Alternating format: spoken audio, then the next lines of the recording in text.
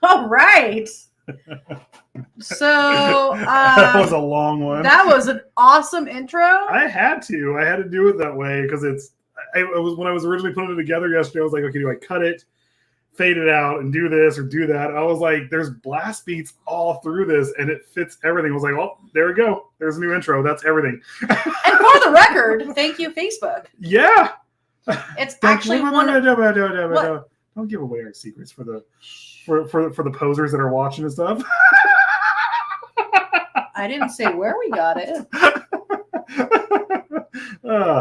I just said thank you for them accepting it. Oh, man. All right. So, hi, Susan. I always love this. Live viewer comments show up on StreamYard. This is an example. StreamYard. Click on it. Look it. I'm going to do it. This is what we get. Even though we pay for it, this is what we get. I kind of like the duck. I just always never. I hate having watermarks and stuff. Even though ducks are awesome. What kind of video is this? I'm off for work. Susan, we got it was 114 degrees a day. Like, no joke. It was 100. I think that was like 115 at one point. And I was like, no. I was like, you can still see the light right now through the window. But I was like, no, we're gonna. Our AC, everything's working, but it's so hot that it's hot. We were going to go work out. And we didn't. And I called it off, which is not normal. Yep. Thank you. Thank you. Hey, Raven. I also went with the logic of less is more. Mm-hmm. And Susan. Hi, Iris. I had to give Susan credit because she was like, what about the candle thing? What about this? So I was like, you're in my head. Hey, Angie. So I did all that, and it's so cool. Hi, Calvin. I freaking love blast beats. I love. No, you don't. How do I not like blast beats? I was like, that's everything. I'm not a big fan of gent. I was gonna say. I'm not a fan of gent at all, but blast beats and good old rhythm and melodic metal. You keep complaining about gent. Gent's not. Blast beats are in every genre of metal, with the exception of Metallica. They have the gallop. They do.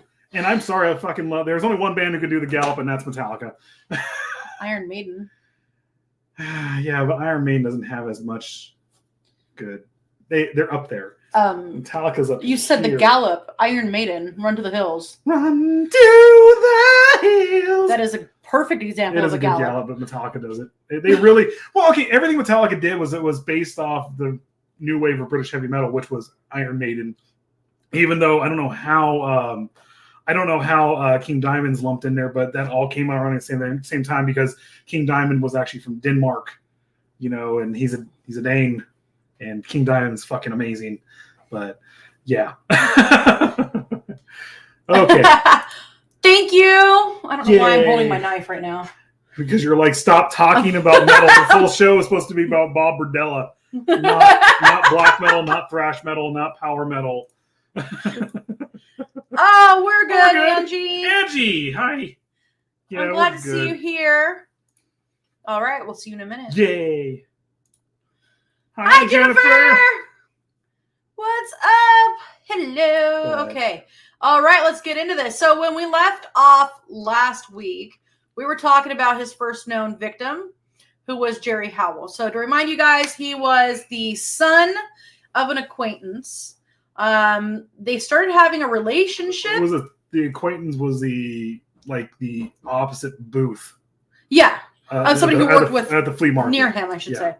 And he and Jerry ended up kind of seeing each other for a little bit. And then he kidnapped him and drugged him and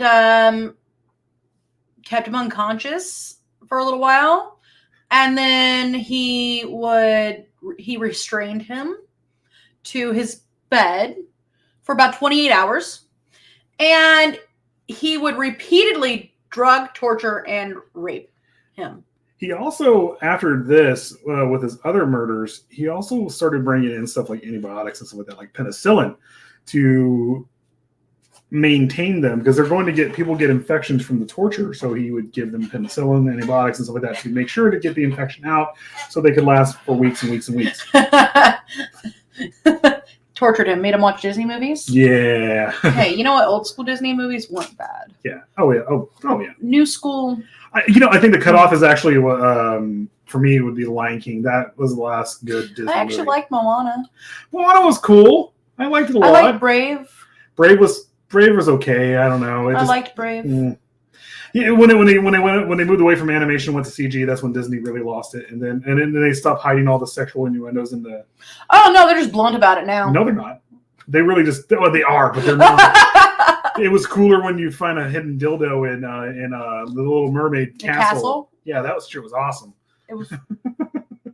I was a freaking junior. I was in junior high, and I didn't even believe him. My friend's like, "Look, it's right here," and I was like, "That is a vibrator. That is definitely a penis." Penis. And then Minnie Mouse's sleeve that is in the shape of a freaking. There's a picture of Minnie Mouse that even drew it into her sleeve. The way her sleeve is done, she's like dancing with Mickey Mouse or something like that. It's a dick and balls. No joke. Sorry. Found what I was looking for. Oh, I went shopping for myself and bought some cool stuff. Nice. Always fun. Yes, welcome back. Welcome. Welcome. Wilhelm Schmidt. That's partially my middle name. Wilhelm. All right. So on April 10th, 1985, a former lodger, 20-year-old Robert Sheldon, arrived in Berdella's doorstep, his doorstep, asking if he could stay at his house again for a short period of time. According to Berdella, although Sheldon was responsible in paying rent, he considered him an inconvenience, and although he was not physically attracted to this victim, he chose to drug and hold him captive on the 12th, when he returned home from work to find Sheldon intoxicated in his home. So he got pissed off and got him more intoxicated. Well, he did more stuff to him. Well, he plied him with more alcohol, but also gave him Rohypnol. I don't think it was Rohypnol. It was no. I think it was ketamine. No, it was Valium. Was it Valium? Yeah, it was Valium and acepromazine.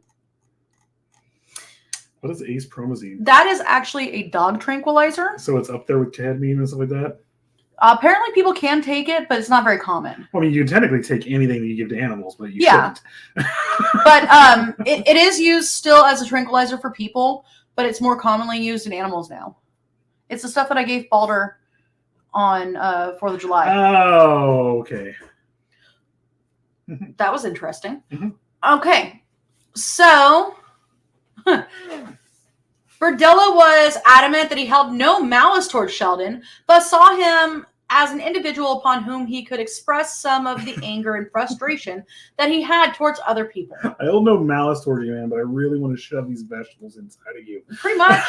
So Sheldon was drugged with sedatives and held captive in the second floor bedroom for 3 days, enduring multiple forms of torture, such as a swabbing of drain cleaner in his left eye, the insertion of needles beneath his fingertips. He did that so he could blind him, which is, I don't know how he blinded him with drain cleaner? Well, no, he did it. He actually did blind him with both eyes by doing one eye. It's so weird. Interesting. It was, unless he said he did one eye, but he also just did the other one too. The binding of his wrists with piano wire with the intention of permanently damaging the nerves in his hand. Which he did. Yep. And he actually did. Filling his ears with caulking yeah. to reduce his hearing capacity. 3 days after Berdella had begun holding Sheldon captive on April 15th, tax day, he was just a little extra angry. A workman came to perform some scheduled work on the roof of his home, leading Berdella to choose to fatally suffocate Sheldon by placing a sack over his head, which he then tightened with a piece of rope. He later dissected Sheldon's body in the third floor bathroom. The following June, Berdella found Mark Wallace, whom he vaguely knew via Wallace having previously helped him with yard work, hiding in his tool shed to seek shelter from a severe thunderstorm. As had been the case with Robert Sheldon, Berdella invited him inside his house, and noting that Wallace's acute state of tenseness and depression, volunteered to inject him with chlorpromazine, which is another sedative, by the way. Which one is ketamine? One of them was ketamine. He does get ketamine at one point. It hasn't said it yet. Huh. Another reason why I say that was because there's all those Han actors on TikTok who did the ketamine. Whatever it was. The documentary, a powerful sedative given to horses. Oh, jeez. Every kiss begins with ketamine. That's what it was. With the explanation that this would calm him down and relax him. No, it just knocked him out. So Wallace willingly accepted the offer, and 30 minutes later, Berdella decided afterwards to render him captive. So Wallace was carried to the second floor bedroom, where he endured almost a day of captivity and torture, including the application of alligator clips to his nipples to facilitate electrical shocks to his body at any point at which Wallace began regressing into a state of unconsciousness. According to Berdella, 1 hour after his experimenting with hypodermic needles by inserting them into various muscles upon the victim's back, Mark Wallace died from a combination of the drugs, the gag, and a lack of oxygen. He noted that the victim's time of death was 7 p.m. on June 23rd. I think the notes got a little wrong here. I think he also threw up a little bit while gagged. The other one asphyxiated. Oh, that's what. Okay, you're right. So, was it? Yeah, I don't. Whataburger's Texas. I'm sorry. We are all about. In-N-Out's better. In-N-Out's way better. Sorry. Yeah. I'm kidding. It's whatever you're into, Angie. I'm sorry. That's cool that you tried it, but yeah. Ouch. In-N-Out. Definitely ouch. Yep. God, I want In-N-Out French fries. Yeah, I don't really want any more unhealthy stuff. But I want In-N-Out French fries now. I've already had one cheat day this week. I'm not doing any more cheat days. So, what was your cheat day? Well, it was kind of split between yesterday and today. I was going to say, that's 2. Well, no. Technically, you get one full cheat day, and if you split it between 2 days, then you have dinner and dinner, opposed to one long day of junk food. This isn't how that works, guys. It is too. No. This is exactly how it works. All right, so believe it or not, he had an increase in brutality. In brutality? In brutality. He had an increase in brutality. Because I was thinking like an increase of not brutality. No, I'm gonna increase this niceness and he's all tickle, little pickle. No more pickles inside of you. Oh, Ow. dude, what the heck? Calm down. No more anger. No more pickles on my knee. God damn it, that hurt. All right, so on September 26, 1985, Berdella answered a phone call from an acquaintance named James Ferris. Hello. Who asked to stay at Berdella's home for a short time. God, lots of people ask him to stay, huh? Well, he it was basically. Well, I know he used to. He took in vagabonds. Yeah, I know. He was complete opportunist with it too. We said that last episode. Yeah, but still. Sometimes you just need to. Berdella accepted. Get your angst out and stuff like that. With the specific intention of kidnapping Ferris, whom he arranged to meet at a bar that evening. So this was. Despite the brutality to which he had subjected his first 3 victims, Berdella claimed that Ferris was the first victim upon whom he intentionally inflicted torture. No one saved Ferris. He also informed investigators there were occasions during his final 3 victims' periods of captivity when he ceased making additions to his abuse log because he assumed the victim would not be able to make it much longer. Hey, Joey! How are you? Wow, I'm glad I took that makeup off. Look at woo. I can't see. The notes are in my way. Even though everyone can see me looking, bud. Okay. Oh. Yeah. It's swollen. What the fudge? Okay. There we go. Let's do that. There we go. Yay! So Berdella brought Ferris home and drugged him with crushed tranquilizers that he had concealed in a meal. Then tied him to his bed before torturing him almost consistently for approximately 27 hours. The torture included repeating administration of 7,700-volt electrical shocks to the shoulder and testicles. Wow. For up to 5 minutes at a time. 7,700 volts. Yeah, 7,700. That's not enough to kill someone, but that's enough to be painful as fuck. Yeah, especially to the balls. It's milliamps that kills people. Acupuncture. I'm going to put that in quotations. Oh, God. Why would you even want milk in this weather? Sorry. Sorry, Joey. Let me go back to this. Acupuncture via hypodermic needles to the neck and genitals. This is not acupuncture, guys. Do not use hypodermic needles for acupuncture. Calling this acupuncture? This is just him putting needles in him. Yeah. Then, okay, I'm going to hook electrodes to this and shock him here and then shock him here. So Ferris gradually became delirious, but Berdella continued his physical and sexual assaults until he noted in his log that Ferris was unable to sit up any more than 10 to 15 seconds. The next entry read, very delayed breathing. And finally, Berdella noted Ferris died with a slang term that he had used in his career as a chef, 86th. Huh. That's more of a bar thing, but okay. Well, you got 86th. That's, yeah. We'll all use that term. Which Berdella later explained meant anything from throwing out to stop the project. Mm-hmm. So Todd Stoops was a 23-year-old drug addict and sometimes prostitute. Most of them were were prostitutes at some point. Sex workers, I guess is the proper term. Well, it says prostitute on here. Alongside his wife, by the way. Huh. Him and his wife would go out and walk the streets together. And had... I mean, if you need me to. Get on out there and do your job. Flippity floppity out and walk down the street. Wearing your flap. He's not wearing any flip flops. What's the flopping sound coming from? Hey. How you doing? Let's start this again, okay? Sorry. Todd Stoops was a 23-year-old drug addict and sometimes a prostitute who, alongside his wife, had twice lived briefly at Berdella's house in 1984. After Stoops and his wife moved out of Berdella's home the second time, Berdella did not see him again until a chance encounter at Kansas City's Liberty Memorial Park on June 17th of 1986. Berdella invited him to his house with an offer of lunch, with an added incentive of sex, as Stoops stated he needed $13 to purchase drugs. Fucking hell.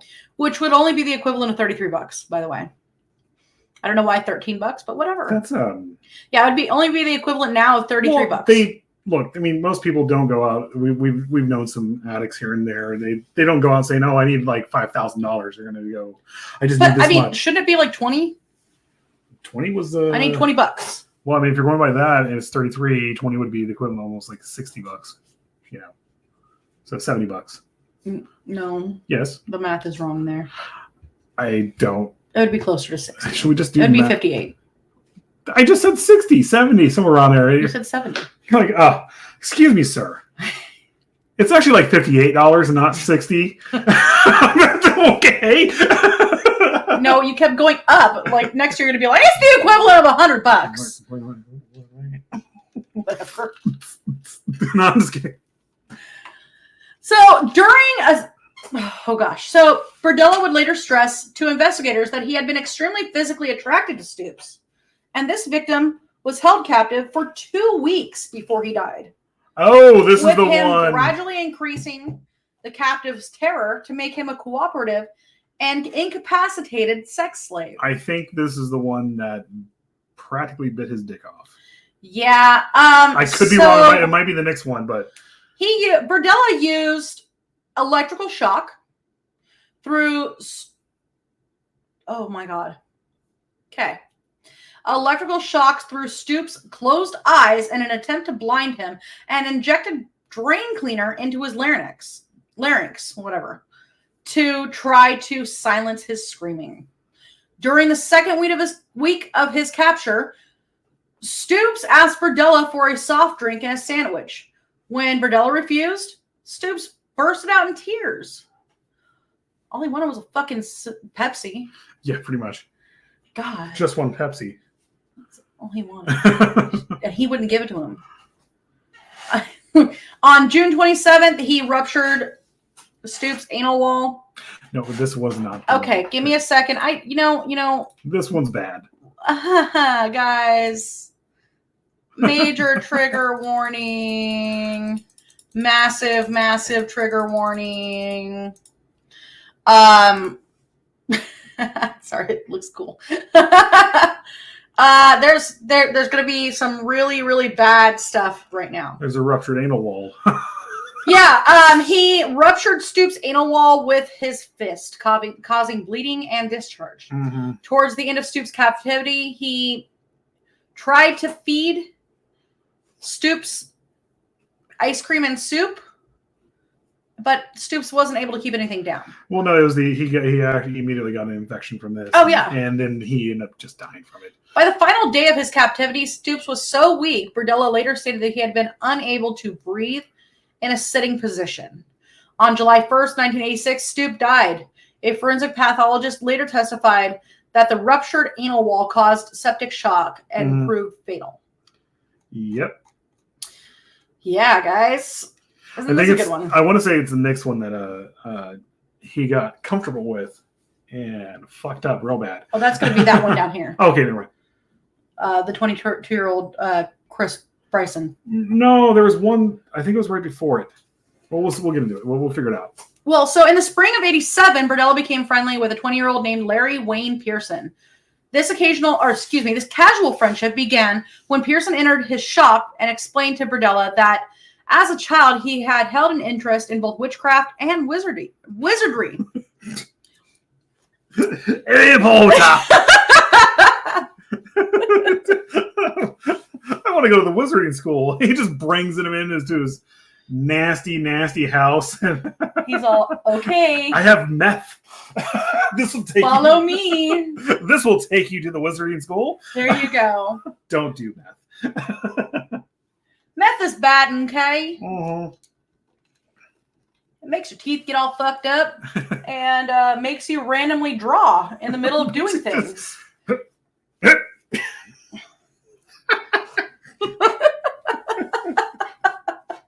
Wait, there's a show going on?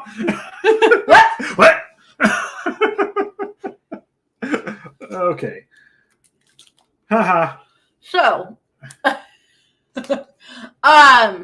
shortly thereafter, Pearson temporarily lodged with Berdella and willingly performed chores around the home as a means of paying rent. According to Berdella, he did not intentionally intend to capture this individual, but formed the plan to do so on June 23rd, when, having bailed Pearson out of jail, the young man began jokingly referring to his practice of robbing gay men in Wichita. Nadine, what's going on? Nadine, hey! So that evening, Berdella ensured Pearson became intoxicated before injecting him with chlorpromazine and moving him down to his basement, where he bound Pearson's hands above his head, then linked the rope he had used for the purpose of, for this purpose to a brick column before injecting Pearson's larynx again with drain cleaner, then brought an electrical transformer to the basement. Oh. I was thinking. It wasn't like Transformers! He's like, okay. I brought you a Grimlock. So this is what we're going to do. So, do you want to play with me? And the guy's like, yes. Yes, totally. I'm totally ready to cooperate. You can stick any vegetable up me now. Now that you brought me Grimlock. It actually was more than misty. Sorry. It actually was this one, and I don't think they have it in the notes. But okay, so he gets really comfortable with him because Pearson cooperated a lot, and he was there for a while. Well, sorry. Go ahead. It's like right here. Yeah.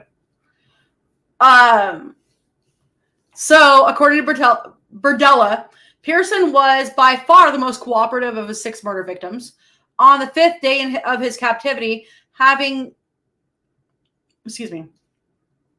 by this stage endured torture such as the repeated administration of electrical shock with the transformer and the breaking of several hand bones with an iron rod to render him submissive, Berdella deduced Pearson had earned his trust as to his continued cooperation in his sexual and physical abuse. As a form of reward, Pearson was moved to the 2nd floor, with Berdella first informing Pearson that if he continued to cooperate, he would not continue to inflict as much pain on him as he had done. So while he had been held captive in the basement, God, that was really typed out wrong. It was, and this is okay. I'm sorry. Let me rephrase this. Okay, this is where Berdella gets stupid. He started trusting his victim to stay cooperative, and was like, you know what? As a reward, I'm going to move you to the bed upstairs on the 2nd floor. Mm-hmm. And he said, hey, if you continue to cooperate with me and let me abuse you, it won't be as bad. He actually didn't, while he was cooperating, there actually was, aside from the rape, there wasn't much physical abuse. He would just... There was a lot. No, once, everything else I read too, as long as he didn't mess around and try to hurt him, he literally did not beat him, didn't do anything to him, just actually sat there and watched TV with him and stuff like that. Did everything else with him and was not. It almost. He does say that it actually almost became like a regular relationship. Yeah, it's weird. Well, the guy kind of you could say it was Stockholm syndrome, but it was more. We're going to get to a point right here. He was actually just biding his time, waiting for something. Okay, so he would sleep in the bed next to him quite often, Berdella, and throughout the latter part of the 6 weeks of captivity, Pearson had trained himself to sleep without moving so that he would not antagonize Berdella and would in turn not get additional torture or be returned to the basement. Mm-hmm. So after 6 weeks of captivity and an act of desperation, Pearson bit Berdella's penis very deeply. It was hanging on by a thread. Before screaming that he could not continue to tolerate this poor treatment. In response, Berdella killed him. Well, and it was he bludgeoned him unconscious with a tree limb, then suffocated him with a bag and ligature. Mm-hmm. Before driving to the hospital to receive treatment for his wound. But he was there in the hospital for a couple of days, and what happened they actually this actually made it more frustrating for him too, because once he did this to him, it was basically he Lorena bobbited him. Mm-hmm. Just the tip though. So when it was stitched back on, it had he didn't have feeling down there anymore.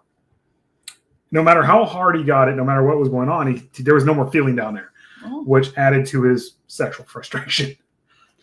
Well, so Berdella had actually placed Pearson in the freezer before going to the hospital. And when he got back, he decided to dismember him and then placed his head back into the freezer. This is also where he got sloppy too, because he came back, and this is actually, I think, where they started kind of catching on that there was some more stuff going on here that more than meets the eye. Sorry, Jennifer. But he when he came back out of the hospital, he was exhausted and he was in pain. He couldn't exactly cut this guy apart like he normally would. The gyrations from the chainsaw and all this other stuff was hurting him. So he had to scramble to get rid of the body to place it out for the trash guys to pick up and everything. So I'm going to read this part after this part. Mm-hmm. Well, maybe we should go to commercial. Yeah, we might want to go to commercial right now. This might be a shorter show, by the way. Yeah. All righty. This one, right? I can't see it. Yeah. All right, we'll be right back, guys.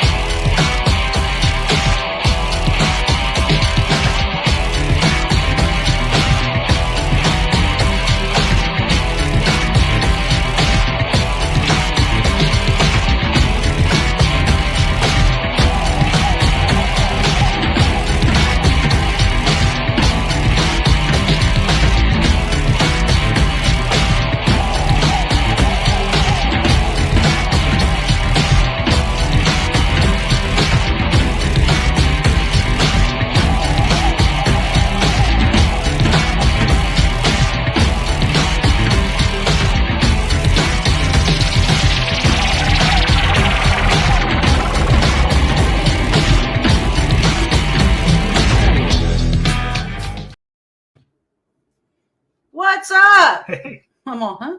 Huh? Yeah. The commercial ended? Yeah. What? All right, so final victim. At 1 a.m. on March 29th, 1988, Berdella abducted his last victim, 22-year-old male prostitute named Christopher Bryson, whom he lured to his house upon the promise of payment for sex. At Berdella's home, Bryson was knocked unconscious with an iron bar, then bound to Berdella's bed, where he was subjected to similar methods of abuse and torture endured by his previous victims. Although in Bryson's case, Berdella would repeatedly swab his eyes with ammonia before exclaiming to him, "The only things you need to think about are you, me, and this house." After several days, Berdella explained to Bryson that he had begun to trust him, and that although he was willing to discuss aspects of the abuse and torture he was receiving, there would be no negotiations pertaining to his sexual abuse. Berdella finished this discussion with a stern warning. "I've gotten this far with other people before, and they're dead now because of mistakes they made." Every serial killer is like that. You made me kill you. No, asshole, you killed them. Yeah, exactly. So here's a conversation. You didn't play by the rules. Here's a conversation on the day that Christopher Bryson was abducted. You did not choose to be here, but you are. For you to survive being here and for you to, make it, it could either be rough or it could be easy. If I grow to like you and to trust you, then I could do special things for you, such as buy you cigarettes, pick up a movie on the way home from work, and so forth. Don't try fighting me. This is the 80s. Or you'll just get more of what you had earlier. You see, what you got is nothing compared to what you can have. We can watch RoboCop together. Yay! I mean, that totally makes up for the torture. Yeah. Jesus. Okay, so escape. By the third day of his capture, Bryson had earned sufficient trust from Berdella to persuade him to establish a daily regime of tying his hands in front of him after the sexual abuse rather than above his head and to the bed, upon the excuse that Berdella's doing so was restricting circulation in his arms. He had also persuaded Berdella to leave a television on in the room with the remote control placed between his legs whenever Berdella was out of the room. However, he would later state to investigators that he had thought almost continually about escaping. The following day, he managed to break free of his restraints by burning them using a book of matches that Berdella had inadvertently left in the room. And within his reach. Fucking brutal, actually. When he had left the house to go to work. That's burning yourself along with burning the ropes. You gotta do it. So Bryson, I would say Berdella did, even with him, broke his fingers as well.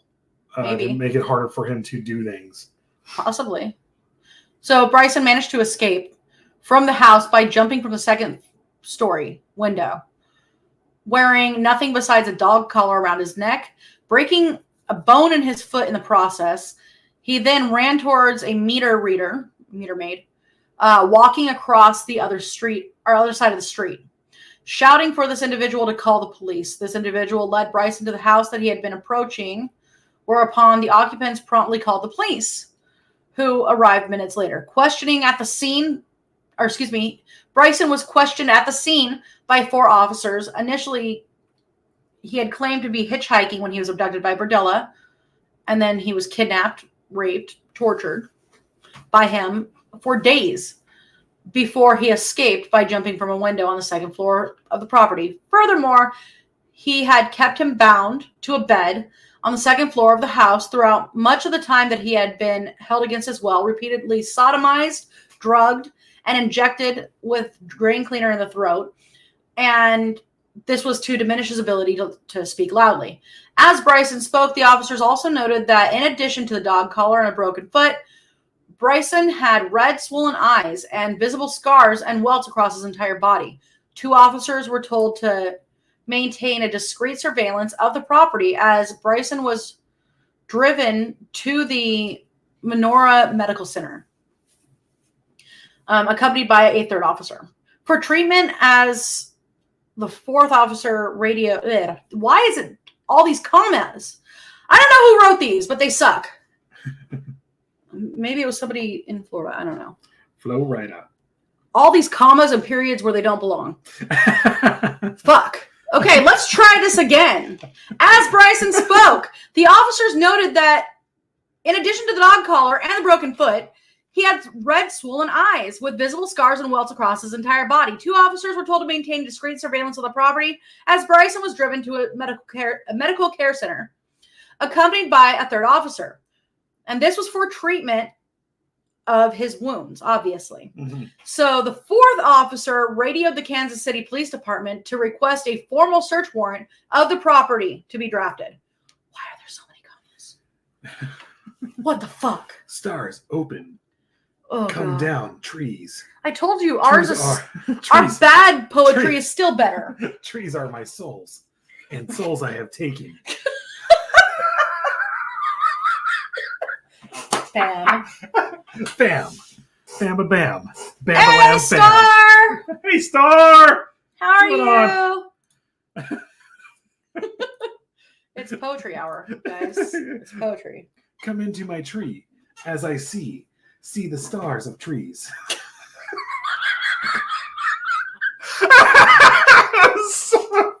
Jesus Christ, even my terrible poetry is fucking better. It is. Oh, by the way, guys, yes, I keep adjusting a bikini top. Because it's fucking hot. It's hot. It is still like 108 outside. Yeah, actually, I think it is. Yeah. 100 degrees. No, I'm sorry. It's 100 no, that's degrees. wrong. No, it's not. That's right. Your trusty 100 degrees. 100. And thing's always wrong.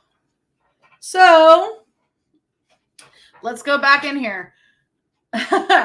His arrest, later questioned in greater detail at the Kansas City Police Department, Bryson said that he had been held against his will by the occupant of this place, who had subjected him to 4 days of repeated sexual abuse, humiliation, and torture. Bryson also told police that his captor had shown him Polaroid images of men who appeared to be deceased, with the explanation that these had been previous individuals that he had unsuccessfully attempted to collect as his sexual slaves. Furthermore, his captor had informed Bryson that he had no intention of ever allowing him to leave his property, and that he had claimed to have killed the previous individuals that he had captured and treated in the same manner. And if Bryson became a nuisance or a threat, he would either be subjected to greater levels of torture than he had already endured, or he would simply be killed. On the afternoon of Bryson's escape, Berdella was arrested on charges pertaining to the sexual assault of Christopher Bryson. He declined to allow officers inside his home, and the search warrant earlier requested was drafted to search the property. Collaborating with Bryson's claims of having been restrained and tortured in his second-floor bedroom, investigators discovered the bedroom on the second floor was found to have burnt ropes attached to the posts at the foot of the bed. Also in the room was an electrical transformer plugged into the wall, with wires leading to the bed. A metal tray consisting of syringes, small bottles apparently containing prescription drugs, swabs, and eye drops were very close to the bed. And also found in the room were a long iron pipe, various lengths of rope, and leather belts. Investigators also noted that posts on the bed had been extensively worn, suggesting that restraints had earlier been tied to those posts, and that the individual or individuals had struggled to free themselves. Searching elsewhere in the house, investigators uncovered a human skull inside the closet of the second floor of the property and partially decomposed decomposed human head in the backyard. The search also uncovered several human vertebrae scarred by both a hacksaw and knife marks stowed in the hallway. It's insane how I don't know how like people like Berdella and Gacy and even like Bundy, they have their fields and places where they keep their bodies and stuff like that, and just the logic they want to hold on to it forever or whatever it is their trophies are. And if none of this stuff was committed here, or at least he got rid of everything immediately, He wouldn't have got caught. He would have been he got caught with this. He would have, but it would have been much harder to convict him of murder and stuff like that if he would just. Oh yeah, because at that point it would have all just been hearsay.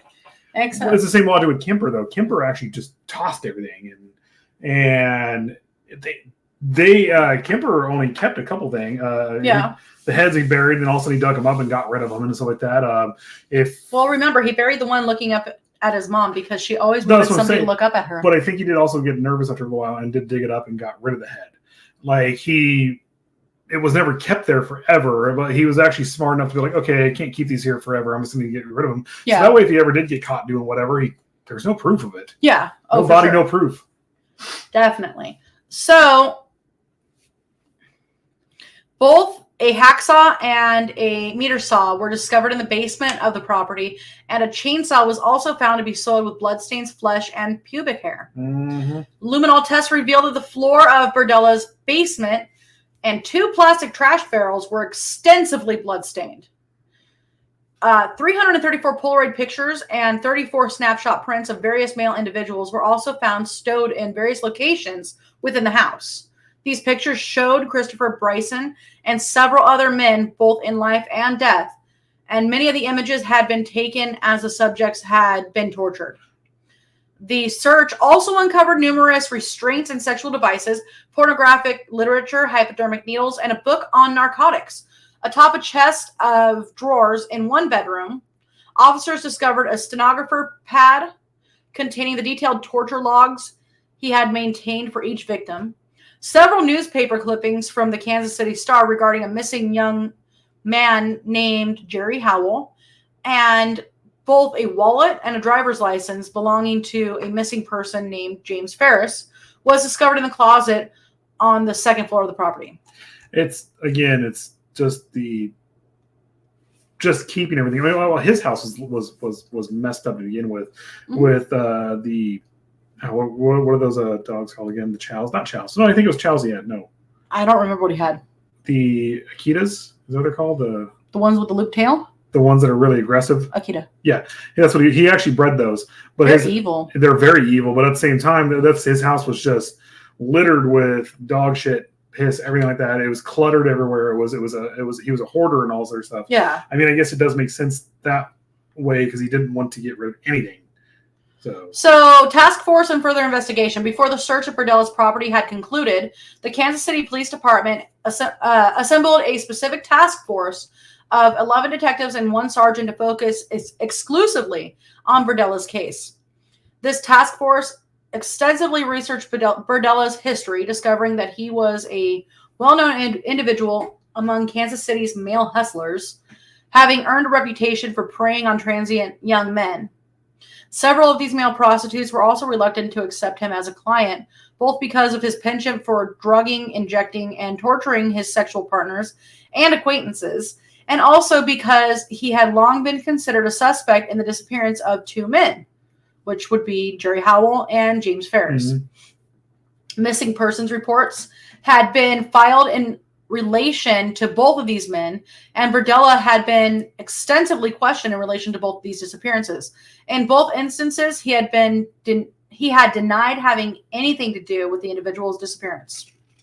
Despite being considered a prime suspect in both cases and being placed under surveillance, police had been unable to find any solid evidence linking him to either men's disappearance. And in both instances, after giving his initial statement to the police, Berdella had indignantly refused to talk any further without a lawyer present. He would later have his lawyer threaten to file harassment accusations against police unless their questions and surveillance of him ceased. Oh, really? Yeah. You're already in custody, buddy. So James Ferris's wife identified him in several instant photos found in Berdella's property, some taken after her husband's death. Paul Howell formally identified one picture of a young man hanging upside down in Berdella's basement as his son. Several other Polaroid images depicted as yet unidentified young men. And several detectives were assigned with the task of identifying each person depicted and determining if they were dead or alive in the picture. If alive, the circumstances surrounding the image. Hold on. Basically, what they did right here, they had him remake the poses that he was in, and that was the only way they could actually kind of get him on things.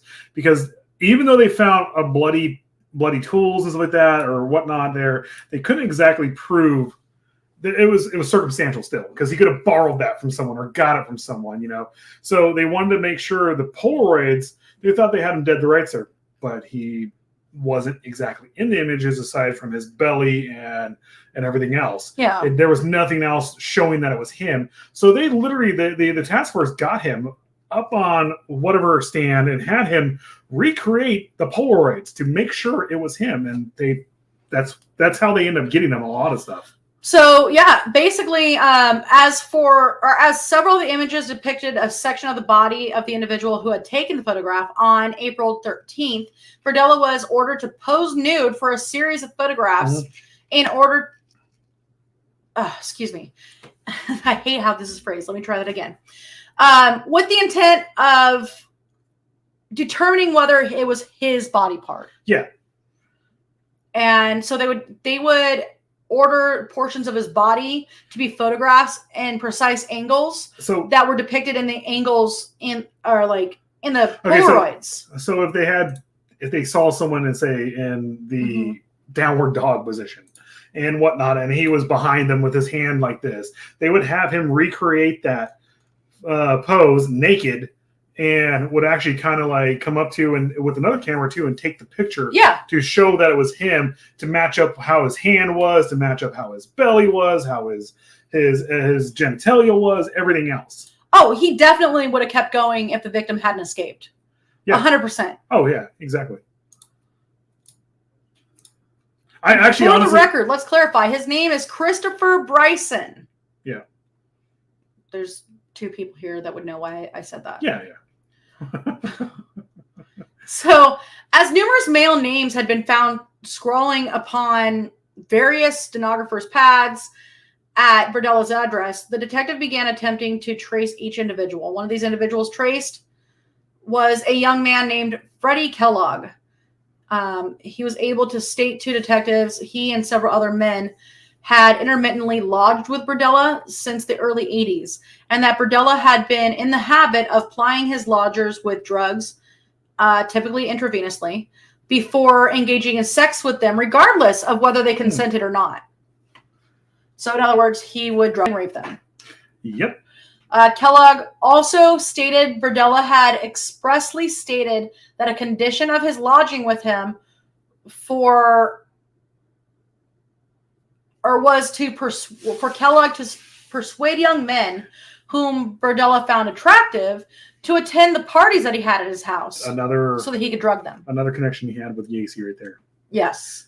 Because especially with the grooming people. Well, not just grooming people. Well, the Chicago Ripper crew, the one guy that was on the Chicago Ripper crew that was actually one of Gacy's workers, which they never actually officially said was getting him victims, but because he was on the Chicago Ripper crew, kind of proved that he was getting victims for Gacy, and that was the same thing that he did with this guy too. Not Gacy, but Berdella did with Kellogg. Yes.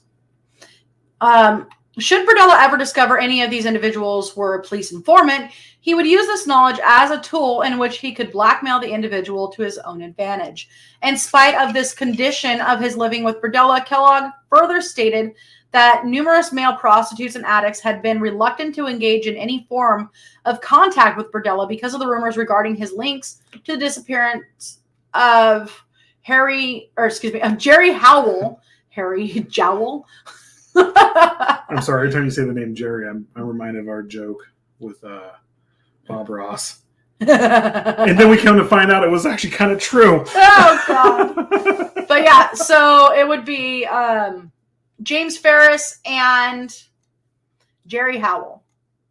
In addition to these disclosures, Kellogg was able to name 3 of the individuals depicted in the Polaroids as being Todd Stoops, Robert Sheldon, and Larry Wayne Pearson. These investigators would shortly discover Berdella had paid a $30 fee to secure a bond for Pearson in June of '87, which would have been $72 in 2021. And that no further records existed to indicate Pearson was still alive. Nonetheless, investigators did discover that in August of '87, Berdella had filed an assault report from a hospital room in which he alleged that it was a man named Larry Pearson that had deeply bitten his penis during oral sex, causing a serious laceration. An interview with Robert Sheldon's employer at Kansas City manufacturing plant had confirmed that the young man had been a reliable employee, but that he had suddenly ceased attending work in April of '85. Yes, Harry Jowl. Harry Jowls. That sounds like the X-one. You know you're in here. Did I ever tell you guys? Jesus, bad. That's those car warranty people right now. Did I ever tell you guys why I call his ex-wife Airplane Girl? Because she's a cockpit. I just wanted to let you guys know. Yeah, exactly. He should just bit it off. Jennifer's laughing. Is that what that is? Yeah, that's the emoji. It's not letting me show it. The emojis don't come up on whatever, but I can see it over here. Okay. Sorry. Things needed to pop. So shortly after the search of his house had concluded, Berdella was informed of the discoveries on his property. The same afternoon, he was ordered to pose for the series of nude photographs for comparison with the Polaroid images that he had taken. Investigators attempted to conduct their first formal investigation with him, although Berdella simply invoked his right to silence in this setting, which is crazy because he loved to talk. Well, investigators later sought to obtain writing samples from him. He knew where this was going. He knew they practically had him dead to rights. Well, sorry.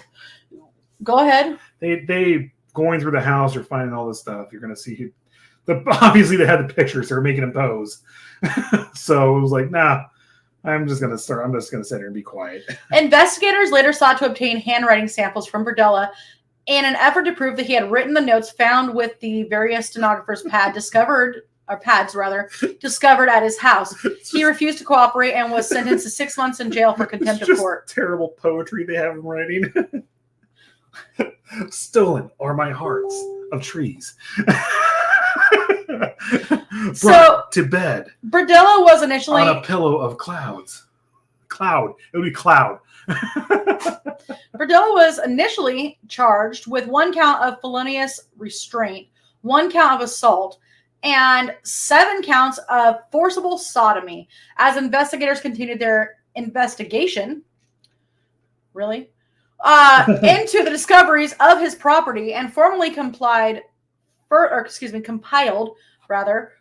charges against him, he was assigned a temporary public defender as his legal representative and held in protective custody in a Jackson County jail in lieu of $500,000 bail, which in 2021 would be the equivalent of $1,119,500.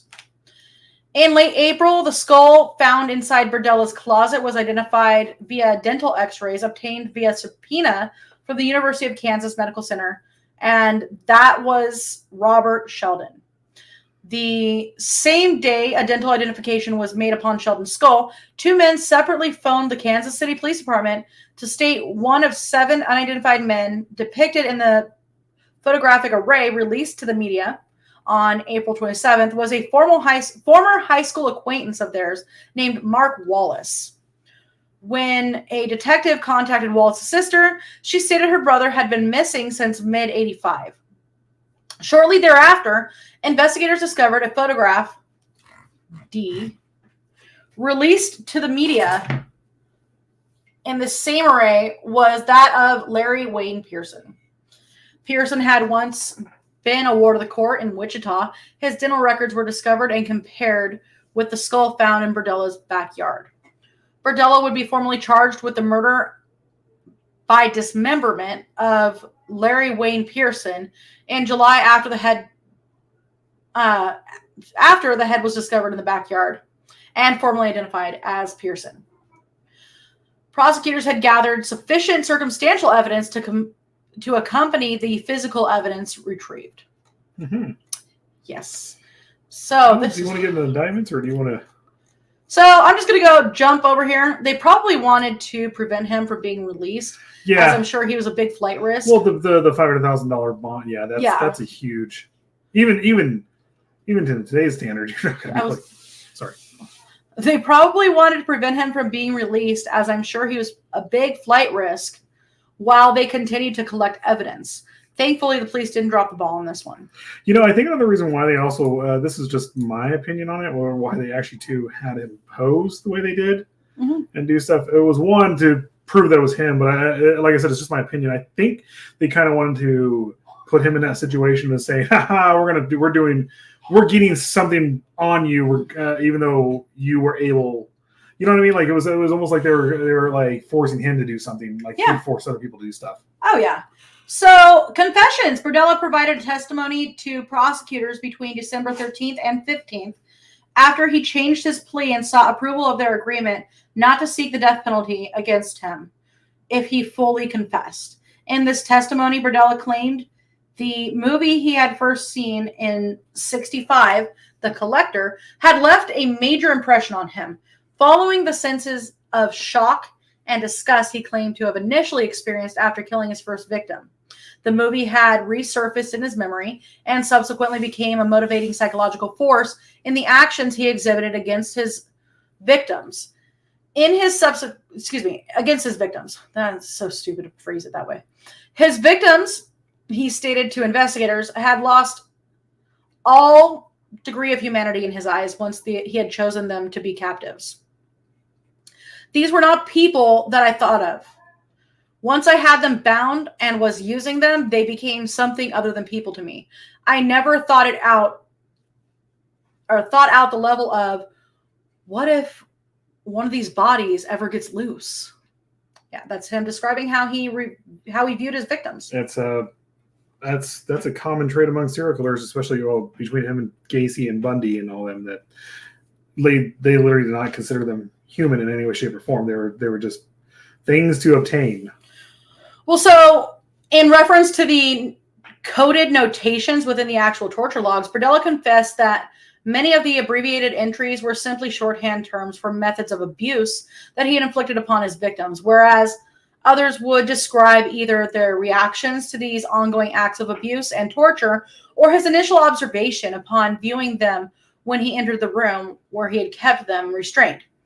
The entry reading CP, for example, was chlorpromazine that he had injected into the victims to assist in restraining him, whereas DC referred to swabbing their eyes with drain cleaner or injecting the substance into their vocal cords.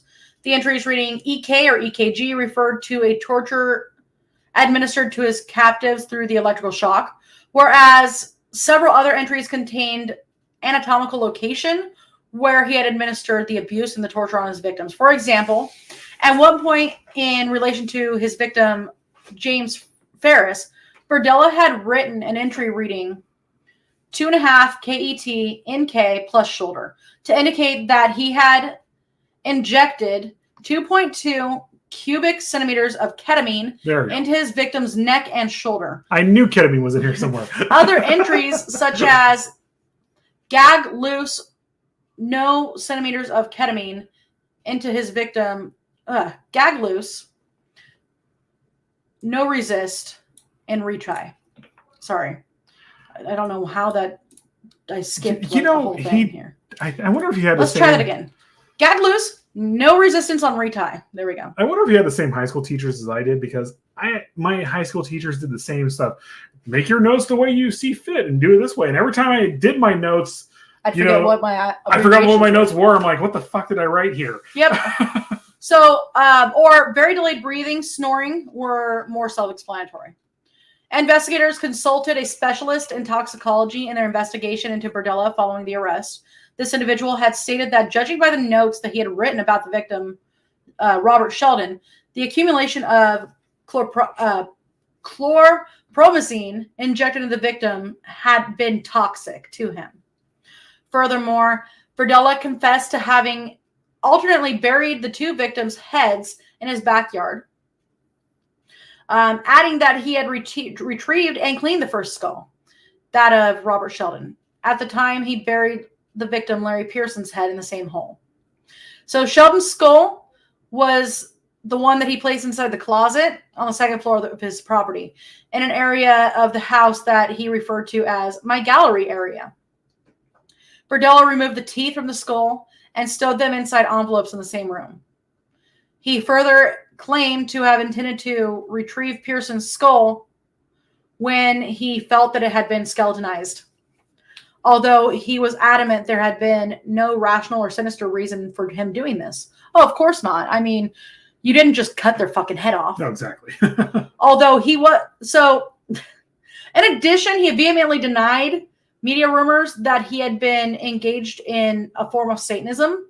No, because those people are nice. Also, he completely denied cannibalism and all that stuff, and yeah, he was actually appalled by it. He said also that so apparently the media was saying that he had sold parts of his victim's bodies at the flea market booth. That was fabricated, and he was like, I didn't do that. Like I said before in the last episode, he did have a head, but that was like from the 1600s or something like that. It wasn't like or skull. I'm sorry, he had a skull from the 1600s, and they actually proved that with a carbon dating or whatever they used to test him with. So Berdella was able to name all of his victims to the investigators, although the one victim, Mark Wallace, had been seized by opportunity when he had discovered him seeking shelter in his tool shed, whacking it in the tool shed, during a severe thunderstorm. His 5 other victims had been captured after he had unsuccessfully tried to steer them away from their general lifestyles, and thus simply became frustrated at the failure of his efforts. On each victim's capture, Berdella described in graphic detail the sexual, physical, and emotional abuse to which he had subjected each victim. They all have this. And which he had recorded within his torture logs. They all have this. So, it wasn't my fault. You see right here again, this is not my fault. I was just trying to get him sober. I was trying to help him, and then I helped society by killing them. Basically. Fucking douche, man. So, he tersely explained his successive actions to investigators on December 14th with the statement that he was capturing them first, and what developed. Nonetheless, he did claim that he had tried to prevent any of his victims from developing any form of malnutrition or infection by occasionally administering antibiotics or nutrients intravenously as his abuse and torture escalated. You see, it's a negative and positive. It makes it evens itself out right there. Yeah, he saved them for himself. Yeah, or saving them from themselves, right? Exactly. Well, it was the same thing with Willie Picton. They actually, because Willie Picton, he, and this was actually the Vancouver, was it Vancouver? Yeah, the PD, how they messed up, and they basically, a lot of the police put in that department thought Willie Picton was kind of doing a service to society by killing sex workers and stuff like that, and then the lesser dead, and then that was also Willie Picton's thing too, because Willie Picton was completely sober. He didn't drink, he didn't do drugs or anything like that. And one of the things he actually said when he brought them into his house, he would offer them drugs. The minute they take the drugs, he viewed them as less than human and killed them and raped them and killed them. Yeah. So, the methods of torture exhibited against his victims had included the administration of high-voltage electrical shocks, starvation, the application of alkali-based detergents to their throat, vocal cords, or eyes, the bludgeoning of their hands with the intention of rendering these body parts unusable. One other method of torture was the insertion of needles beneath their fingernails. Furthermore, Berdella confessed that the level of abuse he inflicted had increased with each successful victim, and he had viewed the Polaroid images he had taken of his victims as being a trophy or a record of the event. Although police extensively searched for the remains of Berdella's victims throughout their initial investigation into his crimes, the confession Berdella provided to investigators in the autumn of '88 confirmed the dismembered bodies of all 6 of the victims had been stowed in the trash bags and subsequently taken to the landfill. Consequently, their bodies were never recovered. Seriously. So, if you're a trash guy, if you're a trash man and you smell rotted meat and there's a huge bag of it, report it. Yeah. It's the easiest thing to do. I'm not taking this trash until even still, because there was a butcher shop someone was operating around the corner from my house. Hey. So guys, this awesome guy right here, is going to be on Akia Chit Chat. Yay. On August 3rd. That's right? Yes. I think it was. Yeah. But no, there was a yeah, right. There was an in-house or a butcher, someone operating a butcher shop around out of the house around here. It was actually probably about a block or two over, and like they literally the smell, everything like that. We finally got neighbors to go, "What's going on here?" And they actually come out there too, just animal parts and all this other stuff in the trash can. And the trash guys actually still were like, "Not my problem, just dump them." Luckily, there was no human bodies there, so. Patty's being a bitch out there. Mm-hmm. All right. So, in the years following his '88 convictions and incarceration, Berdella granted an interview to the Missouri-based television station KCPT and corresponded with numerous individuals. To all concerned, he attempted to restore his image as a sensitive citizen who had simply made mistakes in committing his crimes. He further claimed that he had been demonized unfairly by the media before, during, and after his arraignments and plea bargains, and that the police had... Oh, God. I know, the notes are weird on this one. It's really weird. That police ineptitude had resulted in his being allowed to remain at liberty following his first murder. He took what's her face's excuse. Oh crap! The one from Florida, the one that Charlize Theron put, Eileen Wuornos. That was her. What are you talking about? That was her excuse. It was. There's a lot of fucked up people. There's a lot of fucked up people. There's some nice ones too. There's super nice ones in Florida too. But there's some except for that fucker who has my social security number. That one dude who writes a horrible poetry. God. But Eileen Wuornos said the exact same thing, that it was the cops' fault. Because they didn't catch me soon enough. I was out there killing people and robbing people. Oh, so I'm so thinking. Oh, how are you doing? And what's up, Susan? Oh, we're good. We're good. It's gonna be really awesome. Hot. It's still 100 out. Yeah, it's gonna be awesome actually having you. I'm stoked. Yep. Well, on Chit Chat with a Cop. Like, if you guys have not checked him out, he's fun to watch. Honestly, go do it. Yeah, I'm so sensitive, right? I am a sensitive citizen. Well, actually, it's kind of true though. A lot of serial killers are actually super sensitive. That's why they end up doing a lot of stuff. Well, Berdella had also lodged several complaints with prison officials regarding prison conditions. By the way, he was the Karen of the prison. He also wrote several letters to a local minister claiming that the prison officials knew of his high blood pressure, yet were not providing him with his prescribed heart medicine. Oops. I know. This is like one of the things where I'm like, okay, look, I'm sorry he wasn't given the death penalty, and but look, you're in prison. Life. Suck it up, Buttercup. No, I'm just saying, like, even with like the prison officials, it's like you don't take justice into your own hands. Yeah, you don't do that. I know this guy was a douchebag. He deserved it. He deserved to die, but you do not take justice into your own hands. You just become a vigilante then, and you corrupt our system. Yeah. You know, which is one of the reasons why it's. Yeah, I know. If you guys haven't seen it yet, there's a video going around with a bunch of serial killers singing. Oh, yeah. It's awesome. I was laughing so hard at that. But no, it's one of the reasons why I have a part of me that's like doesn't agree with the death penalty, because you know there has been people who've been put on death row who literally were 100% innocent, and 20-30 years later they finally got out. I know. We look at Damien Eccles. I know. Look, that's a prime example of oh my God, this guy looks like a Satanist. He looks like a child molester. Let's put him in jail. And it turns out Damien Eccles was far from it. He was Isn't he a great tattoo artist now? I don't know. I think he is. He got the fuck out of Arkansas too. I would have too. Shit. Which my family is actually from. My mom's side of the family is actually from West Memphis. Sorry. So we're almost done here. Sorry, we're going over. I thought we were going to be short tonight. Again, I'm not trying to get into politics. So, it's just things like that. In 1992, Berdella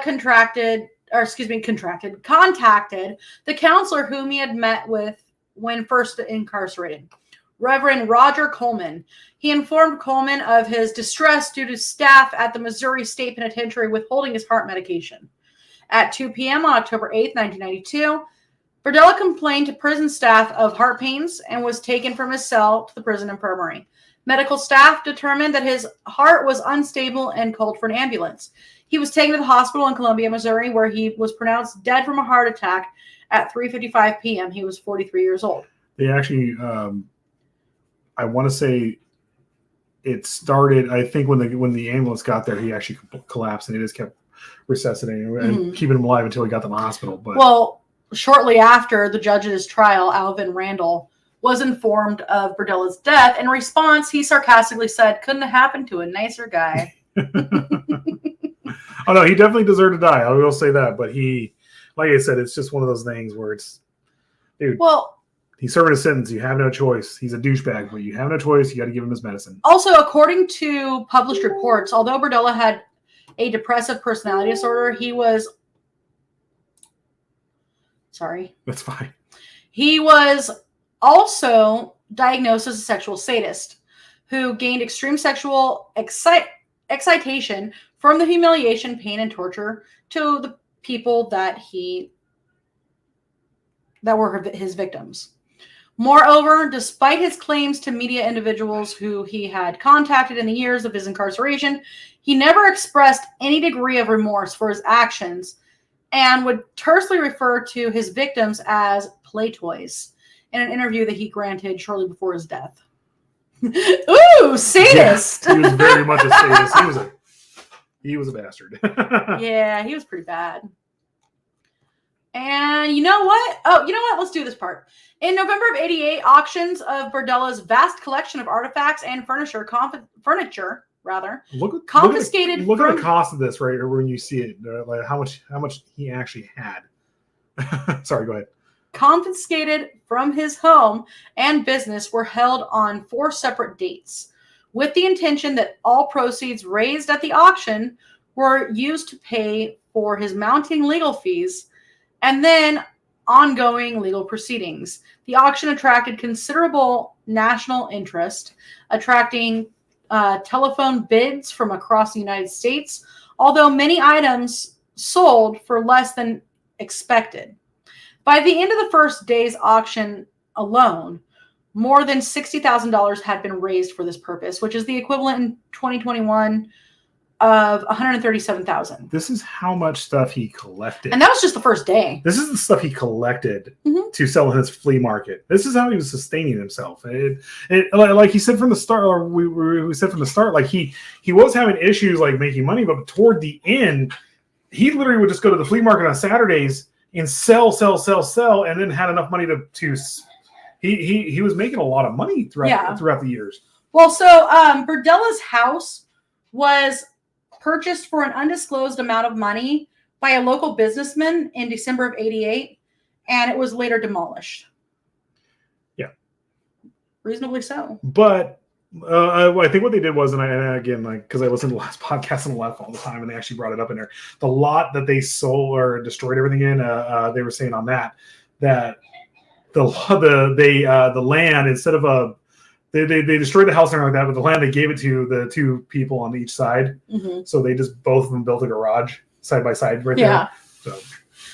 So this is something I like to do. Go through all the victims. Just because, even though we have mentioned them, I want them to be a little bit more noted.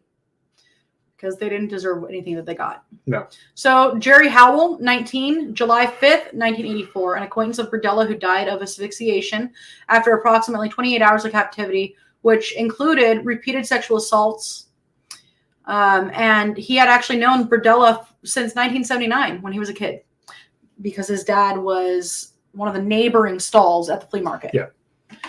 Robert Sheldon, age 20, April 12th, 1985. He had lodged with Berdella on April 10th, 2 days prior to his formulating the intent to keep him captive on April 12th.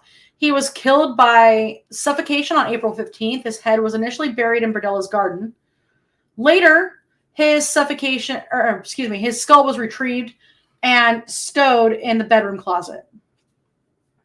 That's how you make haunted garage. That is very much how you do it. Or how some people say garage. Or if you go watch Black Phone, that's exactly what that was about. It was such a good movie. It was. So Mark Wallace, 27, June 22nd, 1985, discovered by chance, hiding from a thunderstorm in his tool shed. Wallace died of a combination of lack of oxygen and injected drugs at 7 p.m. on June 23rd. James Ferris, 25, September 26, 1985. The first victim who Berdella stated he had intentionally tortured prior to his death. Berdella noted that Ferris became delirious during his captivity as a result of the torture he had exhibited and the medication that he had administered to him, with one of the final notations in his log of Ferris's capture being unable to sit up more than 10 to 15 seconds. His death was noted in Berdella's torture log with the notation, "Stop the project," or 86.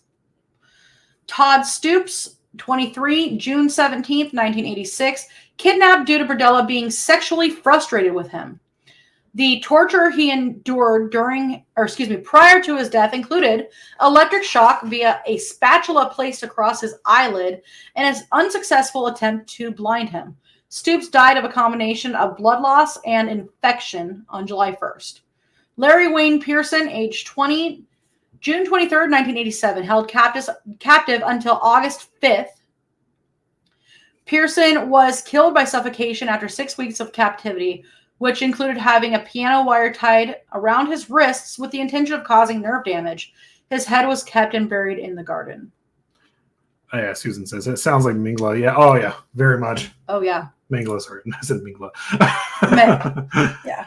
But yeah, very, very much. It's something he might have got some of his ideas. He was an acquirer of strange and weird things. He was a collector. He was a collector, and he did all that. He prized stuff that anything torture. I'm pretty sure all the weird, dark stuff he got, and I'm pretty sure he had a ton of torture books and understood all of it. Also, his form of he would actually be called a collector for real. Yeah. Like they have classifications of different serial killers, and a collector is a different animal altogether.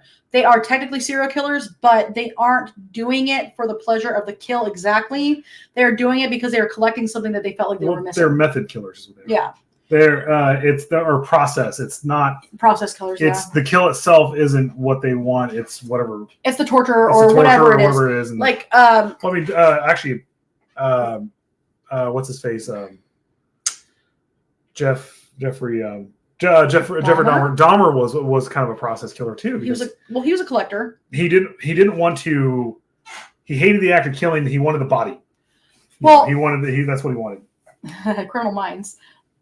There was an episode that we were watching recently where it was a girl trying to recreate the dolls she had from childhood. Oh yeah. And she was giving them paralytics without giving them the sedative. That was the episode. I was like, this is terrible. Yeah, but it was kind of a cool concept. That show, not to go off on a tangent here sometimes, but it's like that show's like kind of hit and miss for me because like they have some of them are really good. Well, okay, every episode has a cool concept to it, but like they get the worst actors to play the serial killer. Oh, I know. Like and it's like you ruined it for me. I was just laughing at her dad being Captain Kirk. Oh, that's right. Yeah, I forgot about that. And I was like, oh, you haven't really improved your acting much, have you? Okay. But all right, so thank you guys for joining us tonight. We're basically going to be taking a bit of a break from these. Fluid Red is going to be taking a break along with the rest of. Summer. It's summer. PBDC TV. We're all on break right now, with the exception of Chit Chat with a Call. That's going to still keep going on weekly. My Aka Chit Chats are going to be going into September. Yep. And hopefully I get more and just go through September. Yeah. But Bruce will be right. We'll be off until August. I mean, we'll probably pop on here and there if we want to, but it's not going to be anything like super scheduled. It's mostly because we have to get back to doing more homework and getting stuff together for serial killers, and then plus I just got lucky and got the new intro done. I was like, I'm just gonna play it. Here we go. But we're working on stuff like that in the background, new ads. Natalie's working on new stuff in the background. We're all doing that right now. And this is the downtime where I've been working. Yeah. More. I've been doing more working too. I mean, okay, look at these tan lines. Yeah. Look at that, guys. And then I've been working a out. swim instructor. But that's pretty much what's going on with all of us right now. I know for us, we'll be back in a few weeks. Sorry, my nose itches. Yep. Also, guys, 106 days till Halloween. Yep. Oh, check out Grime Asylum. Oh, yes, guys. Grime Asylum's fucking awesome. Go check out Grime Asylum for sure. Check out Hinge, Otherwise Be Nevermore. All of them. Oh, yeah. And again, thank you, Matt Hall, for letting me post in your group and getting all these awesome interviews. I've met some really cool people, and I really appreciate it. Hi, Travis. Hi, Travis. How are you? What is it? Great show. We are drinking Frou Frou and Bella drinks at the porch at the moment. Nice. I have tea I'm gonna make and go drink some more out there. I'm drinking coconut water. I mean, we're gonna be, as soon as we're done here, we're probably gonna be texting back and forth, Susan, all of us, because I don't feel like going to bed right now. I have physical therapy in the morning, and that's about it. Yeah. So, woo! I'm doing deliveries tomorrow. That's all I'm doing. I mean, nobody wants me to walk their dogs in 110-degree weather. I don't want to walk your dog in 110-degree weather. Walk in 110-degree weather. I don't even step outside. I like working out, and I didn't want to go work out today. Working out's fun. It was so fucking hot today. I couldn't. I was like, no, I got home, and we went to the store real quick and came back, and this is nope. The heat makes me exhausted. I can't stand it. I can't stand the sun. I can't stand the heat. Even though I grew up and I've lived here my entire life. I like the sun. I can't look. You see my farmer's tan. Oh, it's actually not too bad. There we go. I hate the sun. I hate it. All right, guys. Thank you for joining us tonight. Let me go over here. I'll go back and play the intro one more time. You want to do the intro? Yeah. We'll use it an outro, but that's it. We're out. Roots Bleed Red. We'll see you in a couple weeks. Bye, guys.